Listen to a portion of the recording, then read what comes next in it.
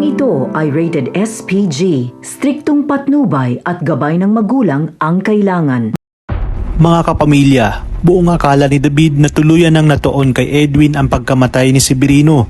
Ngunit nagulat siya dahil narinig niyang kausap ni Ramon si General Ribas na gawin umano nito ang lahat upang mahanap kung sino ang David na tinukoy ni Severino.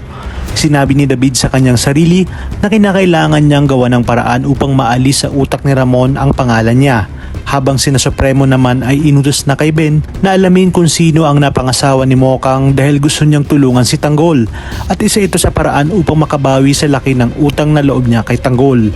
Bago naman ipakilala si David sa mga kasosyo ng mga Montenegro ay nakiusap siya na wag Tanggol, sa halip ay Jesus Nazareno Montenegro ang ipakilala sa kanya para daw mas irespeto siya ng mga kasosyo nila sa negosyo.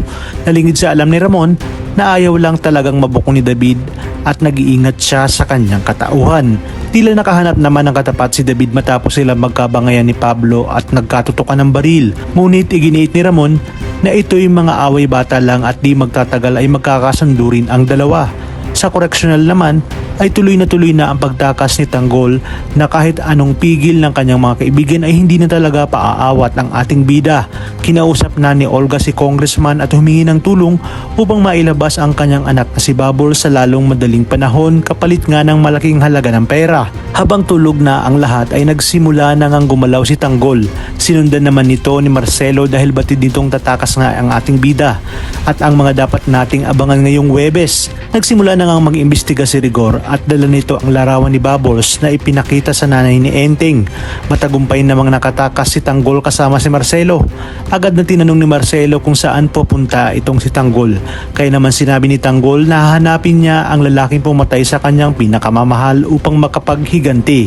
Dito na nag-alok ng tulong si Marcelo at dadalhin niya ito sa mga kabalyeros na siyang tutulong kay Tanggol. Talagang kapanapanabik ang mga susunod na tagpo sa teleseryeng ito. Kaya naman sabay-sabay natin itong pakaabangan. At kung bago ka pa lamang sa akin channel ay sana'y huwag kalimutang mag-like at subscribe. Pinutin ang notification bell para updated kayo palagi. Maraming salamat sa inyong panonood at hanggang sa muli, kapamilya.